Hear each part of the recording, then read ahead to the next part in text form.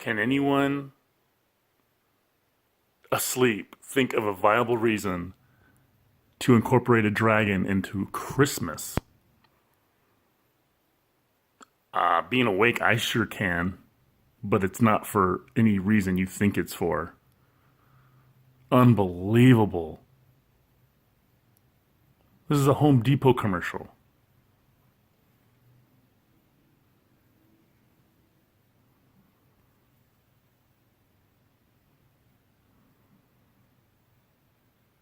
Okay, so like I said, if you don't see anything wrong with this and you think there's a viable reason that there should be a dragon for Christmas, A, you think Christmas is legit and it's not a pagan holiday, which it most certainly is, and B, the dragon is related to Lucifer. If you don't believe me, why don't we go check out the book of Revelation? This is the New Living Translation because I can't stand the KJV. The KJV was translated by Sir Francis Bacon, and a lot of people believe he was William Shakespeare. And if you ever paid attention to how convoluted the KJV is written, it sounds a lot like Shakespeare. Why would that be? Because they want you to be so frustrated by reading it, they want you to go to church and rely on what the minister tells you, so then they can control the narrative. But that's for another video. Anyway, Revelation chapter 12, the woman and the dragon. Then I witnessed in heaven an event of great significance. I saw a woman clothed with the sun, with the moon beneath her feet, and a crown of 12 stars on her head. She was pregnant, and she cried out because of her labor pains and the agony of giving birth. Then I witnessed in heaven another significant event. I saw a large red dragon with 7 heads and 10 horns, with 7 crowns on his head. His tail swept away 1/3 of the stars in the sky and threw them to the earth. He stood in front of the woman as she was about to give birth, ready to devour her baby as soon as it was born. She gave birth to a son who was to rule all nations with an iron rod, and her child was snatched away from the dragon and was caught up to God and to his throne. And the woman fled into the wilderness, where God had prepared a place to care for her for 1260 days, which is 3.5 years. Most people think that's the first part of the 7-year tribulation, if you believe in the 7-year tribulation. Then there was a war in heaven. Michael and his angels fought against the dragon and his angels, and the dragon lost the battle, and he and his angels were forced out of heaven. This great dragon, the ancient serpent called the devil or Satan, the one deceiving the whole world, was thrown down to the earth with all his angels. Then I heard a loud voice shouting across the heavens, "It has come at last, salvation and power in the kingdom of our God, and the authority of his Christ. For the accuser of our brothers and sisters has been thrown down to earth, the one who accuses them before our God day and night. And they have defeated him by the blood of the Lamb and by their testimony, and they did not love their lives so much that they were afraid to die. Therefore rejoice, O heavens, and you who live in the heavens, rejoice. But terror will come on earth and the sea, for the devil has come down to you in great anger, knowing that he has little time." When the dragon realized that he had been thrown down to earth, he pursued the woman who had given birth to the male child. But she was given 2 wings like those of the great eagle, so she could fly to the place prepared for her in the wilderness. There she would be cared for and protected from the dragon for a time, times and a half. Then the dragon tried to drown the woman with a flood of water that flowed from his mouth, but the earth helped her by opening its mouth and swallowing the river that gushed out from the mouth of the dragon. And the dragon was angry at the woman and declared war against the rest of her children, all who keep God's commandments and maintain their testimony for quote-unquote Jesus, which the real name of the son is Yahushua. Then the dragon took his stand on the shore beside the sea. Okay, so like I said, that's Revelation chapter 12. Now let's go to chapter 20. Then I saw an angel coming down from heaven with the key to the abyss, holding in his hand a great chain. He seized the dragon, the ancient serpent who was the devil and Satan, and bound him for 1,000 years. And he threw him into the abyss, shut it, and sealed it over him, so that he could not deceive the nations until the 1,000 years were complete.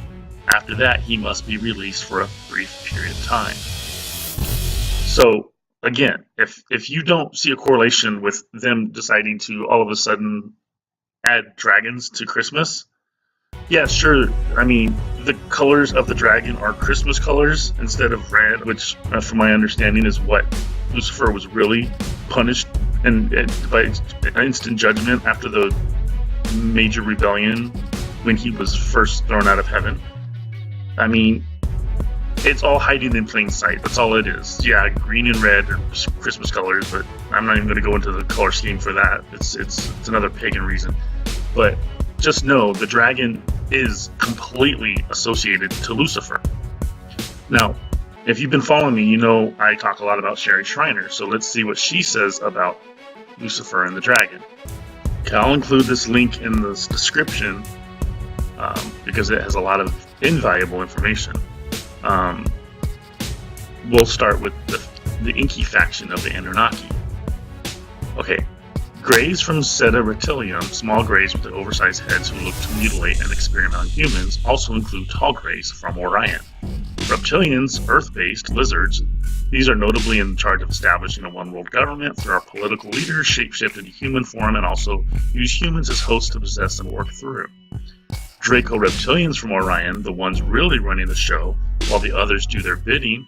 It is the Dracos who are the rulers over the Greys and the Reptilians. There are some who believe the Nordic humanoids are reptilians in disguise. The Dracos are shapeshifters. They are Anunnaki, lizard. They are the ones coming on Planet X, Rahab and the angelic civilization, a la Nibiru.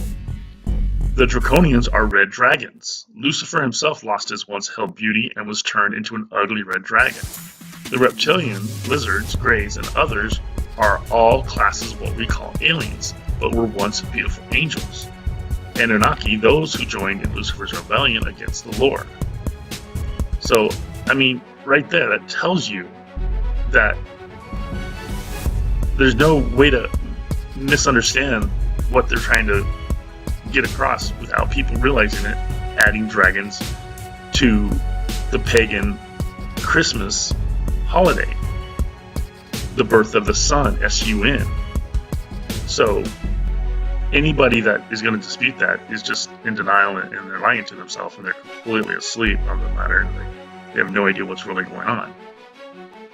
I just wanted to share that with you real quick, and I was just blown away when I saw that Home Depot commercial. And sure, there's dragons in Halloween, which is satanic enough, and we know why. Well, if you're awake, you know why dragons are involved in Halloween, but bringing them into Christmas time, it's just a slap in the face because Santa himself is a mockery of God. As Sherry explains, that God has no monetary system. It's all about rewards. It's all about you doing good deeds and good works, and there's no body making more money than somebody else. So that's all Lucifer here on Earth. That's why we have a monetary system. It's because he wanted people to basically fight over what classification you're in. Upper class, the elites, middle class, poverty.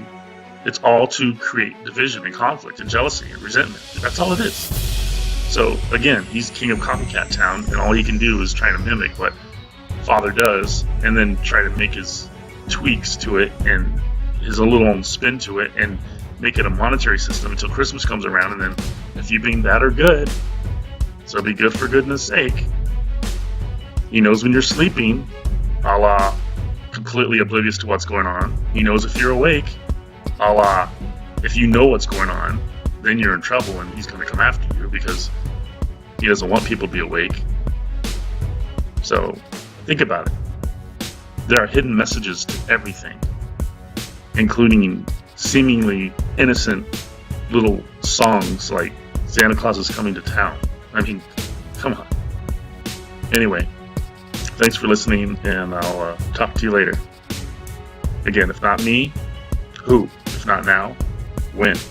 Stay vigilant and fear no evil. God bless.